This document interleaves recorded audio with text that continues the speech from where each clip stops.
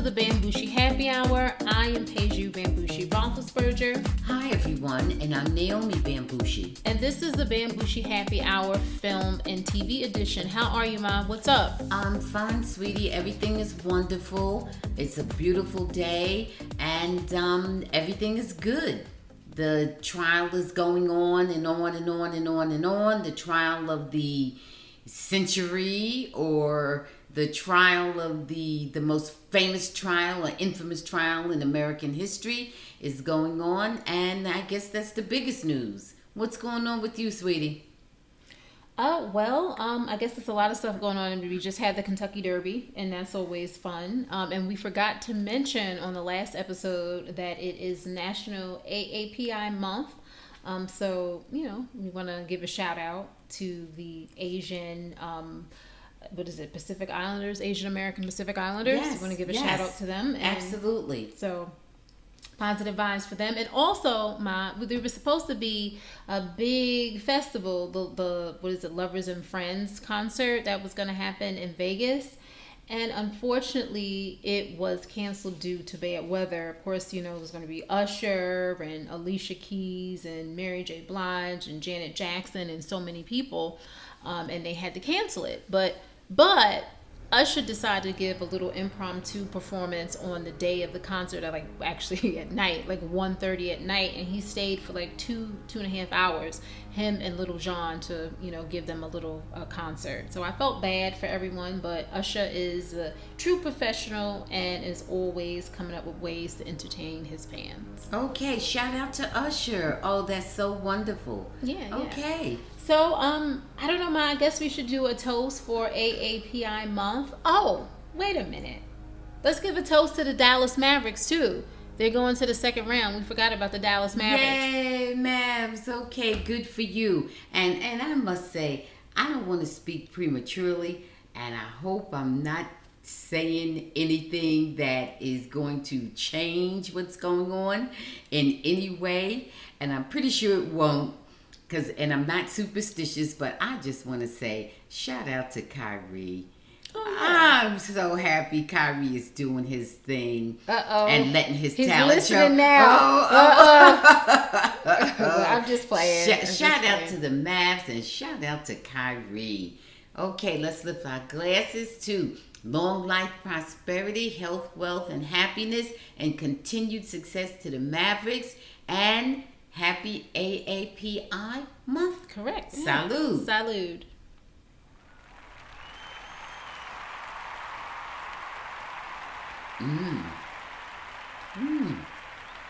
Lovely cocktail.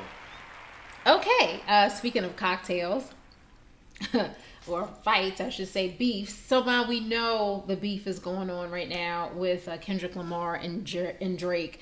And it is very entertaining to all rap fans and music lovers alike. But there's a lot about the beef that we really just don't even understand, where it even came from. This is just kind of based on some of the things that we've heard. We don't know, of course. But we've been hearing some good music over the past, I guess, couple of weeks, right? Especially from Kendrick Lamar. Yes. Now, supposedly, all of this started, 2011, Kendrick Lamar makes an appearance on Drake's album, Take Care. February 2012, Drake invites Kendrick Lamar to be his opening act on the Club Paradise tour, and he also invited A$AP Rocky. October 2012, the two of them collaborate on Poetic Justice from Kendrick Lamar's debut album. Then in August of 2013, Kendrick Lamar takes a shot at Drake and other rappers on Big Sean's Control. Then in August of 2013, Drake acts like nothing really happened. In an interview with Billboard magazine, he's like, oh, it's all love. September 2013, Drake says it's still all love between him and Lamar, and they had seen each other 5 days before. He don't know what any of this is, all the talk. October of 2013, Kendrick Lamar disses Drake again in the BET Hip Hop Awards Cypher. Then in December 2013, Drake tells an interviewer he feels like Kendrick Lamar is baiting him. Then between 2014 and 2020, the two of them take shots at each other back and forth on several different diss tracks. Then in October of 2023, J. Cole collaborates with Drake on First Person Shooter. And in that song, he refers to the big three, and J. Cole calls himself Muhammad Ali, meaning the greatest of all. And Drake starts talking about comparing himself to Michael Jackson in his popularity. And then in March of 2024, Kendrick Lamar blasts Drake and J. Cole on Like That, making this thing about the big three. He wasn't happy about that. And then in April of 2024, Drake calls Kendrick Lamar a pipsqueak on Push-Ups. And then April 30th, Kendrick Lamar releases Euphoria. And then May 3rd, Kendrick Lamar follows up with 616 in LA.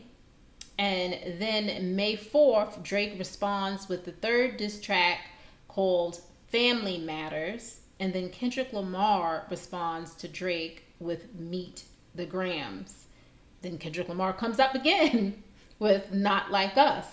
And that is where we are. Now, we know there's a lot of stuff going on back and forth, where there's all types of claims, where Drake is claiming that Kendrick Lamar beat up his wife or fiance. I'm not sure if they're legally married or not. And then talks about referring to her as being biracial, and that being an issue, and how Kendrick Lamar was supposed to be the king, but he had to be with somebody who's light skinned. Then Kendrick Lamar accuses Drake of being a pedophile and grooming women, and being a deadbeat dad, and having a second child, a secret child. So there's a lot of stuff going on in there, What are your thoughts about this whole beef? I hope I explained it to everyone. Yeah, okay. My thought is this. I guess, I hope and guess that the goal is to bolster sales. Bottom line. No. I mean, that's exactly how I see it. Okay. I'm very cynical about it. If it isn't to bolster sales, what's the point? Okay, I know I wouldn't have been listening to it so intently if I hadn't thought it was some kind of feud going on. Yes. Oh, what's going on? It piqued my interest. Oh my goodness. Okay. I'm going to say this. Let's hope it all ends in peacefully, harmoniously, and let's hope it's all wonderful showmanship. And that's what I'm going to say. Okay. Do you think it should end now? Do you think that Kendrick has said enough and done enough to where now? Well, I don't know what the enough is, but if it stays within the realm, if the nature and scope, let's say scope, the nature's already kind of rough, but let's say the scope of it doesn't go any further. Has it gone too far, you think? As long as it's all words, it's all words. Okay. Do you think there's any truth? And we know the words have to be titillating. Do you think there's any truth behind any of these words? There's some truth in almost anything. Okay. How much truth, and who's telling the greater truth, and whose truth has the greater relevance. It, that gets very subjective, and you really have to take a deep dive to go there and know all that. Right. We can all talk about superficial things that we can see, but I just hope it stays non-violent. Oh, okay? Yeah, because the other thing too is that if it's between two people, it's between two people. But when the scope widens, everybody may not be on that page. Right. You're pulling in this rapper and that rapper, or this person and that person. Well, do they see it that way? And J. Cole... Are they going to respond? J. Cole actually apologize to Kendrick Lamar for getting involved in see, that's it. See, because if it's Kendrick and Drake, then it's Kendrick and Drake. Right. But then you have your people and team, and then I have mine. Right. And, gee, is it a family feud now? Right. Is it the Hatfields and the McCoys, or what's going on? Yeah. You know? So Kendrick is saying that Drake has a bunch of ghostwriters and that he can't trust his team. And yes. I heard a lot of it, and I understand. And so like I said, I would like the scope of it to be narrower, but it's too late for all that. Yeah. Let's just hope whatever is going on, it doesn't go to violence. As long as they keep it at words. Words can hurt and be hurtful, but words can also be creative and be inspirational. Words can make you more insightful. You know, so many things can go on when it's words, but we just don't want it to go any further. Well, you know what? We just don't want it to escalate the violence. The words can go on forever, right? But we don't want it to go someplace else. Well, you know, I prefer Kendrick Lamar as an artist over Drake. And I do too. And it's funny just like comparing the two, because obviously Kendrick Lamar has had the most success as far as critical acclaim. Yes. And Drake has had more commercial success. Right. We'll see what's going on. Like right now, like I said, it's very entertaining, and I'm like you, as long as it stays within just words, right, and it doesn't turn into anything else. And the words can and will go on. Whether or not it will take the form of personal attacks and all that kind of stuff, I don't know, and I'm not sure. And I'm also not sure about the genesis of it. We can trace it back to so far, but you know, sometimes things have transpired when there's like a real beef, quote unquote. Things have transpired that we don't know about. Of course. You know, we have no clue what really happened, what really went down. And so, you know, I'm not even going to go there with it. I'm just going to always default to, I just don't want it to go to violence. Right. And that's it. I think we both agree. It's entertaining right now, but probably should maybe stop soon. Okay. So let's move on to the next topic. Or change the nature of the conversation. Yeah. Right. Yeah. Mm-hmm. Okay, Ma. So let's move on to Miss Keisha Cole, who's in another beef. Okay, Keisha. Yes, Ma. So you know Keisha Cole seems to like a certain type of man. And you know what type of man that is? No. Is it her husband type? It is a younger type. Oh, okay. And I'm okay with that. Yeah. Good for you, Keisha. Yeah, we mentioned this in another episode where she apparently appears to be dating a 24-year-old, and Keisha is 42 years old. Okay. And well, the problem is that this guy posted. He's a rapper. I think his name is Hunzo or something. I don't know. Okay. Anyway, right. he posted a picture of him and his ex-girlfriend on Instagram, and it kind of drove Keisha Cole a little bit insane for a few minutes or so, because she shut down her whole Instagram account for a little bit. Then she regrouped and she came back on, and she either realized, or this is the information she's putting out there, that the picture was taken a while back, right, and that her man is not with the rappers, because it's a female rapper and it's a male rapper, that they're still exes, and that was an old picture. So okay, but why was it posted recently? Well, maybe they're promoting a song. Okay, I don't know. Okay, but do you now think, I'm just playing devil's advocate. Okay. Do you think it's a bad look for Keisha to even put out there who she's dating? Because she's had some kind of high profile relationships, and she got burned publicly. Okay. Well, I don't know what this burned publicly means, but anybody knows if you are Antonio in a relationship. Brown. Yeah, well, but anybody knows if you're in a relationship, hey, you win some, you lose some. Better to have loved than lost than never to have loved at all. So, I mean, I wouldn't be too worried about that, because you never know when any couple may break up. It's true. You know how relationships can be. Right. Can be yours in the morning, somebody else's in the afternoon. I mean, not saying that they all are like that, but some do have those very in the moment type qualities, So nothing wrong with that. The only thing I want to say is, Keisha, don't show your arse, okay? Don't come with all this petty jealousy. Don't be petty LaBelle, okay? I mean, maintain your cool, maintain your decorum, okay? Yes. All right. I mean, come on. You've had plenty trim at this point, so just behave. Okay? Act like the woman that you are. Act like the fabulous and talented woman that you are. That's all. Go with whoever you want to go with. But don't be out here bugging and acting like you're flipping the lid over any little thing. And the jealousy does not work out. Understand, when you feeling jealous, you need to control that emotion. Okay? It's not going to help you. In any scenario, it's not going to help you. Okay? Yeah. So that's all, Keisha. Do your thing, but don't be out here acting the fool over anybody. It's not worth it at the end of the day. There you go.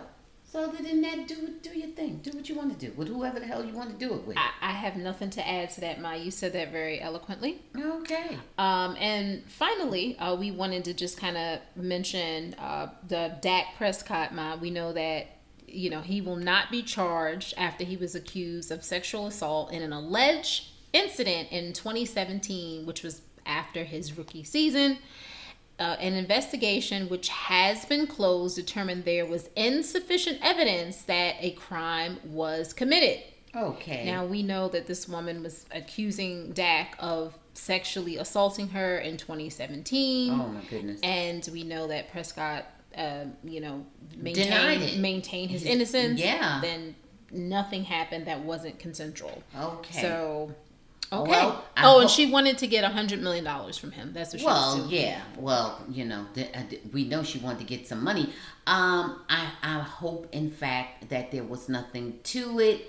And if, in fact, he is innocent and not guilty legally and in reality, I hope justice was served for both parties, for the young lady and for Dak. That's what I want to say. I hope justice was served. Yeah. Okay. Happy for Dak. Dak always seemed like a good guy. And, I don't want to say this, but I am going to say it. We just have to kind of just be careful with who we hang around, because you just never know. That's for everyone. That's everybody, right? Yeah. That's it. Right on, daughter. Right on. Okay, Ma, we have to talk about this mini-series that everybody is talking about. Everyone, okay? Baby Reindeer. Now, yes, it is a mini series that's based on a true story following the character of Donnie, a bartender and a up and coming fledgling comedian who is dealing with a stalker of all stalkers, and it's just, it's a true story, and it's a very unique story. There's also a sexual assault that's involved in this, and it's more to it than meets the eyes. The actor Richard Gadd is also it's also based on his real life. It's a sort of autobiographical kind of right docuseries. So Ma, I'll let you start with Baby Reindeer. What are your thoughts on it? You know what? As you were talking, first of all, let me just preface it by saying I loved it. Top shelf, 9.5. Okay? Top shelf. I loved it because there was so much there to be engaged with, so much there to dissect. I loved it. You know what? As you were describing it, you said this was a super stalker. But guess what? In my mind, the person was, in addition to being a super stalker, the person was also at one point his lover, his sex partner. Many stalkers you've never had sex with. He had sex with this woman. I thought that was a dream. I thought that wasn't real. I thought at some point he did have sex with her. I thought that was a dream. I thought that maybe it was a dream that he wanted to have sex with her. Yeah. But at some point, that's what I thought. Was it? Maybe so. Maybe I slept through it. Maybe I misunderstood it. Then the next thing he turns to when he's having sex with. At some point, I thought that he did have sex with her, but maybe he did not. Okay? I can't swear to that part. I can say this. He developed an emotional attachment to where he wanted her and needed her validation that she saw him as somebody desirable. I will say that is clear. I really want to look up and see about that because you mentioned that, and we, maybe not. That's okay. I was just gonna say, I was watching it, with my husband, and we were both confused about whether or not that actually happened or it was a dream, because the way he was talking, it seemed like it didn't happen, but then it looked like it could have been real too. Let me tell you this. Guys. No, that's okay. Either way, guess what? Here's the real thing that did happen.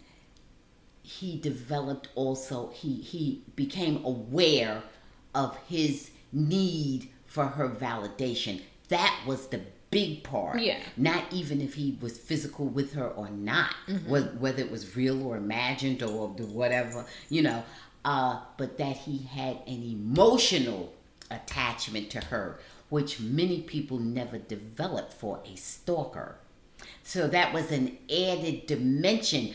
Remember, he listened to her tapes over and over. He, her Well, just writings. to let you guys know, there's some spoilers in here. Okay. No, All it's right. Fine. It's well, fine. let me just say this. This is what was an added dimension, not the physical piece. Real the emotional, or not, I don't know. Emotional piece. Right. And that was what was so strong. Okay. And that was what gave it an altogether different element. We've seen many stalkers and they just were no longer connected if they had ever been connected. We've seen a lot of, but this one was different. This one was him wanting her to come back to the bar, him listening to her stories. Yeah. It was that part of it. That is missing from a lot of these, traditional and conventional stalker type things. Yeah. So I loved it. That's all. I'm not, because I'll keep talking and say too much. No, I mean, Don't dwell on what is not significant. Either way, I don't know. Either way, except for the part that made it so different. Well, and the part that made it so different was his acknowledgement at some point that he really had developed a kind of validation of her and a kind of need for her in his life. Well, there was just a lot with his character that was very real and very flawed, and I think that was different, and he was very vulnerable. A lot of times in a lot of shows that you watch, a lot of things are supposed to be so black and white. Even if they aren't really black and white, they try to make it like that. And here, I think that there was a lot of things that were a little bit ambiguous, and that was on purpose. And that's more like real life. Right. Like, it's not that everyone is completely innocent and everyone is completely a victim. And I thought that was really interesting. Absolutely. Always shades of gray. And so many different things happened in this series. It was changing. Like, it wasn't predictable. And I thought that absolutely not. Right. And I thought that was really, really, really good. It is, a lot to take in. It is definitely not for children, but I highly recommend it.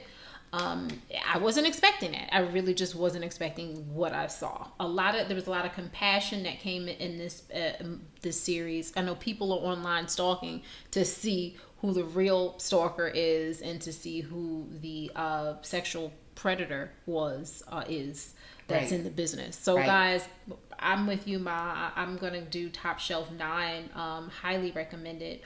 Binge it. The episodes are like a half hour. Yeah, and very short episodes. 7 episodes. Yeah. Okay. So let's get into our movie of the week. Well, first off, I know you did not see Unfrosted, right? You did not see that. No, I did not. I didn't have a chance. This is not the movie of the week, I was doing celebrations and everything else, so I really didn't have a chance to look at Frosted. Yes, you did. You forgot it. You didn't mention that. Okay. You didn't mention about your celebrations, but I'll leave that alone. Okay.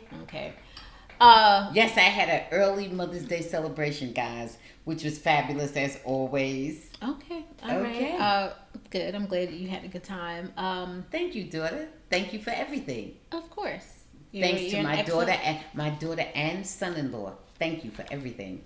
Well, you're an excellent mother. Yeah, well, we know that's right.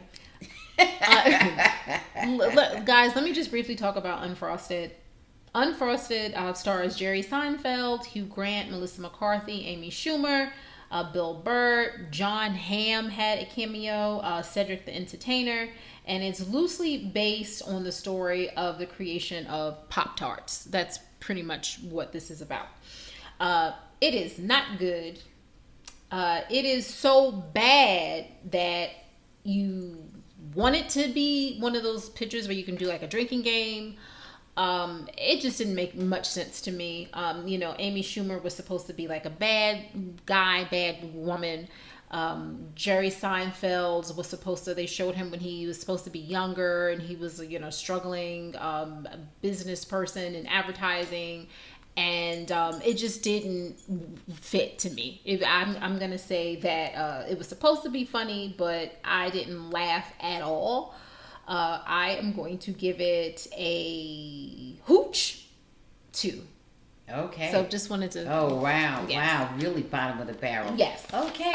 All right. So let's get into our actual movie of the week, which is The Idea of You, which was based on a novel written by Robin Lee, guys. And it stars Anne Hathaway and Nicholas Galazine.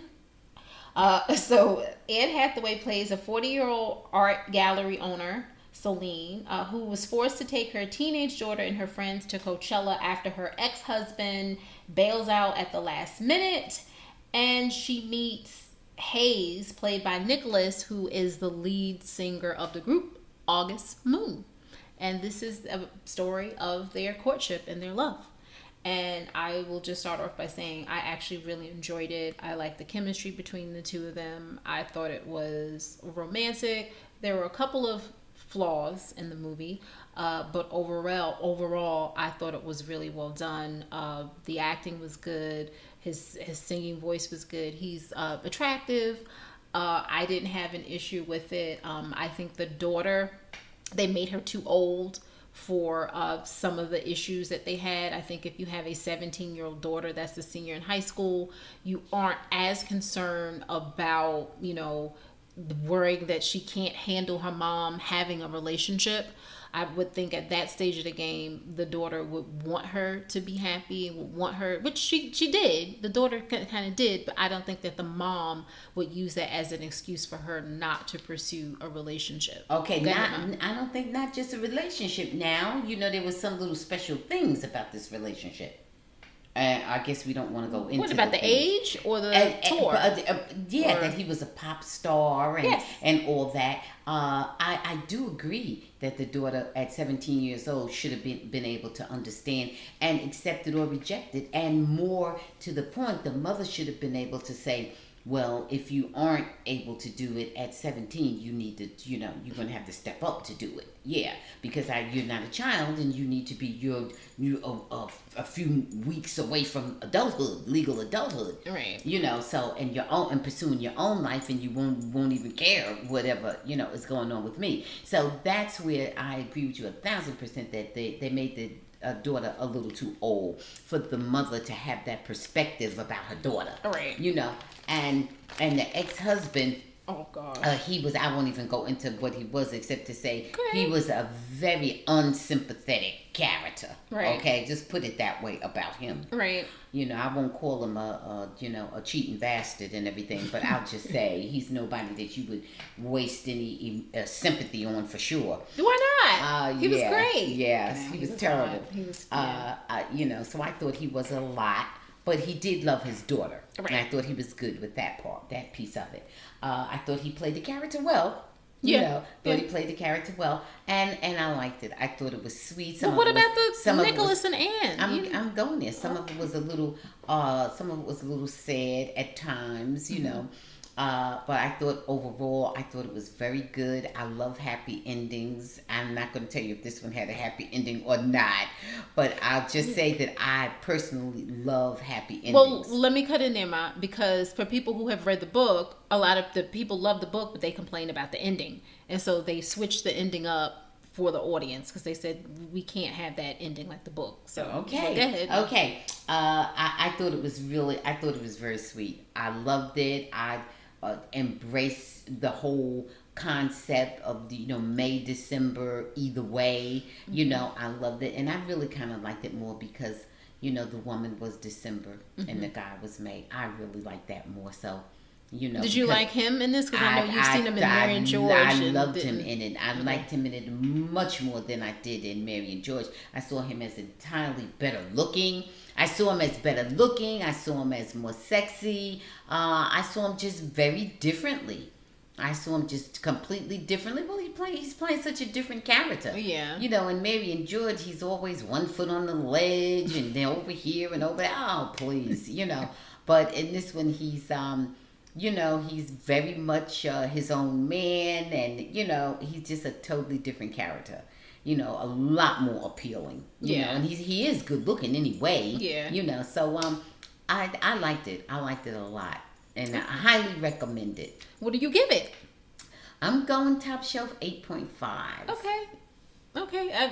We were probably around the same. I was going top shelf as well. Okay. Oh God, it was between 8.5. Yeah. Okay. And so I really enjoyed it. Alrighty.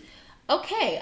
So let's talk about. I was going to talk about Sugar, but I think we can save Sugar for next week. Although in this episode, we saw that Sugar has found out that what's her name, Kirby. I don't know her character's name. Yeah. But his good buddy, he thought, has been lying to him, right, and actually kind of got him in trouble. He almost got killed because of her. Well, she just alerted some potential dangerous people that he was coming, but she did tell them to get out. Yeah, she said get out so they would not hurt him. Yeah, not to stay there. Yeah. So we have to think about that too. Yeah, because from her perspective, she was saving him. That's true. They were bad guys, but she was saving him. Right. But I found out something even more so than that. What?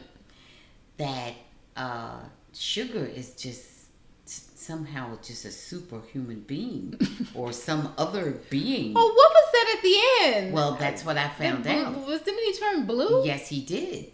He took an injection in his neck, an intravenous, right, in his neck, and turned blue. Yeah. Now, that's not like most of us usually do. You don't know what I do when I wake up in the morning. Okay. All right, so we'll see what happens in the next week's episode of Sugar. And finally, before we get into the comedy special, I just want to add Colin Farrell is fabulous in Sugar too. Oh, of course. Okay. Of course. We need to talk about Hacks. Now, Hacks is returned for its third season. And, Deborah Vance, Miss Jean Smart, is having the year of her life, the comeback year. Oh, absolutely. Her special is just banging, and everybody wants a part of her. And, her character. Deborah Vance, character, right. Yeah. Well, I think she's doing pretty well in real life, too. I think so, too. Yeah. And so it was really good to see that because, when the series first started, she was kind of, trying to come back. Right. And now she's already I think she was in top 100 Time magazine. Oh yeah. She's doing her thing. She's doing her thing this season with her 2 new writers. Yes. And she does run into Ava, of course, Miss Hannah Einbinder, who is working on another show. And I guess she's okay. And she has a girlfriend, and I guess they live together. Yeah. But she seems not quite happy. Something is missing. She seems to miss Deborah. She does. She misses Deborah. Because Deborah fired her. Right. I forgot that Deborah actually let her go. Oh, yeah. Deborah fired her, and she fired her and kind of severed their relationship completely. Yeah. And and Ava is unhappy about it. Yes. She's having a hard time. She's hurt and angry about it. Right. Yeah. So, we only saw the first episode. I know they have a second episode out, but the first episode was really good, really cute.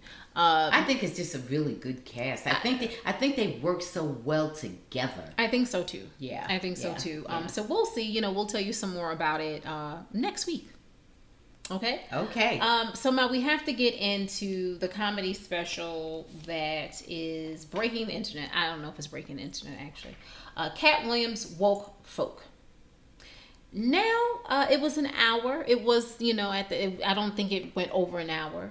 Katt came out. We didn't know what was going to happen because Katt has gotten, a lot of notoriety, especially on Club Shay Shay. It broke all type of records, and Shannon Sharp said famously that he made more money from that episode than he did, I think, one season in the NFL or something like that. He said, yeah. So he made a lot of money from that. So good on Shannon. And Shannon is a Hall of Famer and a 3-time Super Bowl champion. So, Ma, what are your thoughts on Katt Williams' woke folk? I'll, just say to start off that he played it kind of safe for the most part for him. Yeah. He didn't, go too crazy. I think he had parts where he was funny, and I think he had a lot of times when it was just, yeah, okay, yeah, mediocre. Go ahead. I'm going to say I've seen Katt Williams be a lot funnier. Okay, I've seen him do stand up where I was just, and he had me in total stitches. I was just laughing until I cried. Okay, because he was so funny, foolish, silly, and insightful all in one. Yeah. Okay, offensive and everything else all in one. This one I didn't think was so inspiring. This one, I would say I would give him, if I'm grading with a letter, I'd give him a C. Well, what about if I'm grading scale? On our scale, I'm going to give him a low premium. I'm not going into Hoogeville. It wasn't Hoogeville. It wasn't Hooge, no. I'm giving him a low premium. I don't know. 6. A 6? Okay, that's like a mid. Yeah. Okay. Okay. Something like that. Yeah. Okay. It was worth watching for me. I enjoyed it well enough that, I didn't say, oh my goodness, I wasted an hour or whatever. No, it was worth watching, but I did not feel it was particularly funny or particularly inspiring. Some of it was offensive and not in a creative way. And that's kind of it. That's kind of it. Katt is definitely capable and worthy of better material. Well, here's the thing, too. That's what I Here's the thing really that, thought. as I'm listening to you talk right now, he's on tour right now. Yeah. Where he has several people who are opening for him, and we know one is Monique, and we didn't talk about Monique and her foolishness when she still has in her mind to talk bad about Oprah and Tyler Perry and calling them all type of names when she needs to just go ahead and go get a job doing maybe something in drama. She does not need to be a comedian. She's not funny, and she's becoming annoying. I always, try to support everyone. I know Monique has a lot of talent as an actress, but I'm beginning to think that she's confusing real life, with one of her characters. And y'all know which character I'm talking about. And it's not a compliment. So, what I was trying to say about Katt Williams with this smile, maybe he didn't take as much time working on this special because he's doing another tour. I don't know. I have no idea because Katt wasn't as clever as I thought he was going to be. The sex jokes seem like something like a teenage boy would tell. Yep. The reparations, Dave Chappelle did it much better. Right. When he did the skit. Right. The Hunter Biden stuff. What was the point? Out of left field. Why are you even talking about Hunter Biden at this point? Right. Hunter Biden's not running for anything. Right. It's fair game to talk about Biden. It's fair game to talk about Trump. That was fine. Well, we understand that. That has some relevancy, but everybody knows Hunter Biden is a self-avowed recovering drug addict. Yeah. He doesn't hide that. Everybody knows that. What do you know? I'm not sure where that was coming from. And then the thing about Diddy, that was silly. Whatever. I don't know. I just didn't find it, original. And I know that Katt could do better. But it wasn't the worst that I saw. He generally does better. I think the thing is the bar is set high for him, and right. he didn't meet that bar. Right. So it was below his own standard. Yeah. So it's not. Listen, we still recommend you watch it. I'm gonna go a premium as well. I probably will go maybe about like between a 6.5. I was somewhere in there. We kind of, thinking alike this Okay. episode. Okay. Okay. So we still watch it, right? Yeah, absolutely. Oh, yeah. Now, since we're talking about comedy specials, I have a list of some of these you may know, some of you don't. The top 25 comedy specials. I'm going to go quick because I know you love my long list. Some of these you've seen, some of them you haven't. Let me know if you think these are some of the best of all time. Leslie Jones, Problem Child, number 25. Did not see it. Do you think she's funny? Yes. Okay. Most of the time. Most of the time. Number 24, Ali Wong, Baby Cobra. I don't know Ali Wong that well. Well, we saw her in Beef. And I don't know if she was, but you're talking about funny. Yeah. I seen her acting. I think she did a good job. Yeah. I don't see her as being so funny. Okay. All right. Now this here, 23, Cedric the Entertainer, Taking You Higher. This is from 2006. Nope, I've seen Cedric perform. Nope. It's not funny. No. Nope. Number 22, Katt Williams, The Pimp Chronicles Part 1. Yes. 2006. Yes. Okay. 21, Mike Epps, Underrated and Never Faded, 2009. Nope. Don't think he's funny. Nope. Number 20, Louis C.K., Chewed Up in 2008. Nope. I can't stand him. Nope. Do not like Louis C.K. He was the one that was saying the N-word with Chris Rock on the stage and Jerry Seinfeld. Yes. And Jerry Seinfeld didn't think it was funny. I don't think Louis C.K. is funny. No. I don't either. Now, I don't know who this person is, Mitch Hedberg, Comedy Central Presents from 1999. You know, I don't know that. Skip it. All right. Number 18, we just actually saw him on David Letterman. John Mulaney, New in Town, 2012. He's moderately funny. He doesn't knock me out. I don't like his demeanor. Yeah. Something about it just kind of... He doesn't knock me out. I watched his interview with Dave because I love Dave Chappelle. I mean, David Letterman. You love both of them. Yeah, I love both of them. Both I really Daves, do. yeah. Both Daves. That's true. And so that's all. I was really wanting to see Dave. I didn't even care about who he was interviewing. Mm-hmm. Number 17, Patrice O'Neal, Elephant in the Room. Now, I didn't see that, but I did see Patrice O'Neal live many, many, many years ago. And I think he was very funny. Okay. What about you? I don't think I know the person. Patrice O'Neal? Yeah. You really don't know him? No. Heavyset black man. He passed away. Oh, You do? I do think I know him. Yeah. Oh. Okay. All right. Yeah. But I he was very forgot. funny. Yeah. Number 16. Okay. Whoopi Goldberg, direct from Broadway, 1985. You know what? That's did you not weren't see even that. born. You would see it. You weren't even born. Right. Yes, Whoopi Goldberg. She used to do really funny stand up. She really did. Well, I'm sure. I think Yeah. Whoopi's funny. Yeah. Now- I mean, I was real young too at the time, but yeah. Now, this one, number 15, Robin Williams, Night at the Met, 1986. Did you see that? I don't remember that, but I thought Robin Williams was funny. He was always funny. Yeah. Yeah. Now, number 14, I'm not familiar with him as a comedian. Obviously, I know he's a comedian. George Carlin at Carnegie Hall. George Carlin was brilliant. Okay. I don't know if he's even still alive. I'm but not he sure. was brilliant. Okay. I was young, when I knew George Carlin, and he was brilliant. Number 13, HBO comedy half hour, Janine Garofalo, 1997. I never thought she was that funny. I never thought she was that funny either. More goofy than anything. Yeah. Number 12, Kevin Hart, Seriously Funny, 2010. Kevin Hart is very funny. He could be funny. Every stand up I've seen him do, he's funnier doing stand up than anything. Yeah, I think so. When you just see him do around sporadically, he's just playing a short guy. Well, but when he does his stand up, he's funny. I think Kevin Hart is funny at stand up, and I think he's funny just like during interviews. Yeah. Like he's funny. Yeah. He's much better than his movies. Yeah. To me. Yeah, just oh him. Gosh, those movies, that's a different story. Okay. All right, number 11, Martin Lawrence, You So Crazy. Yes. 1994. Yes. Now, you know that was funny. Absolutely. Now, this one, number 10, The Original Kings of Comedy 2000.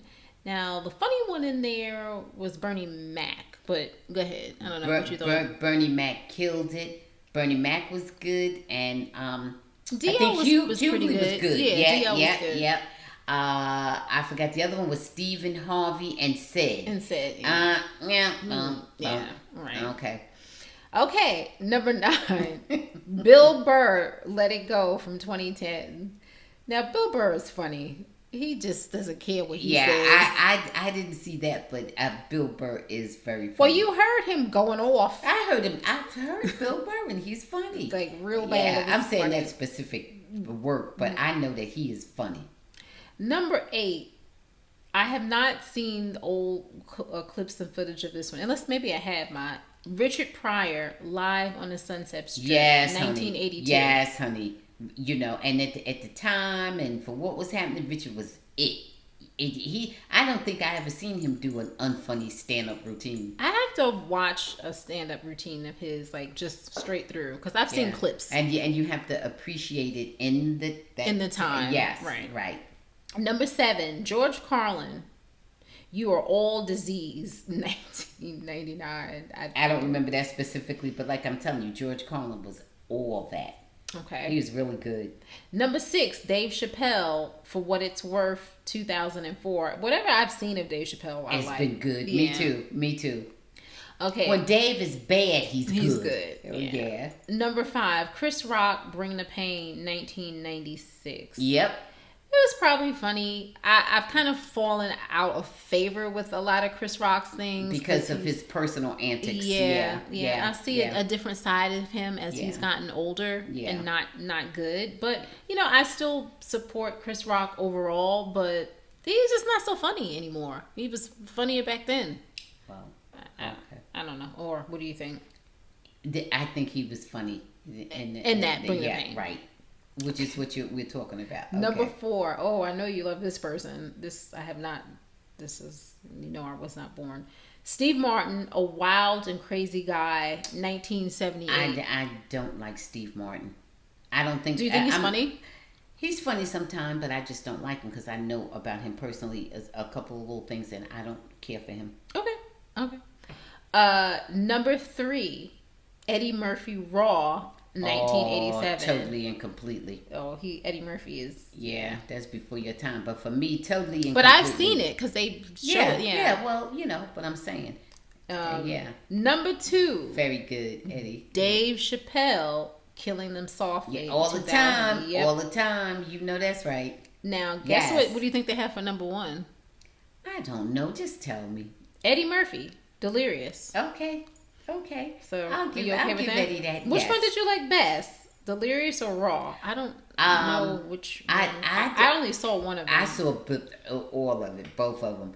I don't remember the one, whichever one he had on the Michael Jackson, the red. That was Delirious. Okay, that's it. Yep, that's it. Yeah, Okay. That is it. That is so funny. Yeah. Okay. So we will say that Katt Williams' Woke Folk won't be on that list, but it was still decent. that particular performance may not be on there, but Katt Williams definitely is on there. Yeah, he's on there. That's right. That's right. Yeah. I mean, to be deservedly so. Yeah. Now, don't get me wrong. I'm not saying that Katt Williams is still all that. Okay, he's still Katt Williams. I'm just saying that I didn't think this was one of his stronger performances. Right. He's still a funny guy. Oh yeah. Totally, absolutely. Okay, Ma, I need you to tell me 3 things that made you smile. The sun, the stars, the moon, my lovely Mother's Day celebration. There's still a little bit more to come. Okay. All right. So for me, I'm going to go with Quinta Brunson will accept the 2024 Peabody Trailblazer Award. Positive vibes for her. All right. Shout out to Quinta. Okay. Detroit welcomes a black-run grocery co-op that took over 14 years in the making, and positive vibes for that. Congratulations to Detroit. Yes, absolutely. And then finally, I think it's cool, there's the annual Disruptor Summit 2024, May 17th through 18th in Atlanta, where Black premier business owners connect, they uplift, they innovate. There's investors, creators. It's just an awesome experience to partake in. So, Ma, is there anything else that you want to say? Yes, I was just thinking about it. For our girls' trip for next year, our girls' trip, we need to go to the Black Film Festival. Okay? That's our girls' trip for 2025. Ma, please. No, you reminded me of it. Yes, okay. but I will see where we go. Okay. Okay. Well, I don't know if that'll be, Okay. But we do need to go to the Black Film Festival. Yeah. I don't know if that'll be our girls' trip. Okay. Well, we have different plans for the future. Okay. All right. All righty. So is that it, Ma? That's it. Okay, I'm surprised. All right, guys. Thank you so much for listening to the Bamgboshe Happy Hour. As always, continue to follow us on all platforms, whether it's X, whether it's Threads, Instagram, Facebook at the Bamgboshe Happy Hour, and also All Things Peju. Subscribe to our YouTube channel, All Things Peju, home with the Bamgboshe Happy Hour. We're putting up the full episodes are going on YouTube, guys. We appreciate you, for listening there, and we will let you know when we will actually be on video, so you can watch us. Okay. Thank you so much, guys, for your support as always. Stay woke and stay safe. Oh, wow. Okay. We'll be talking to you soon. Bye.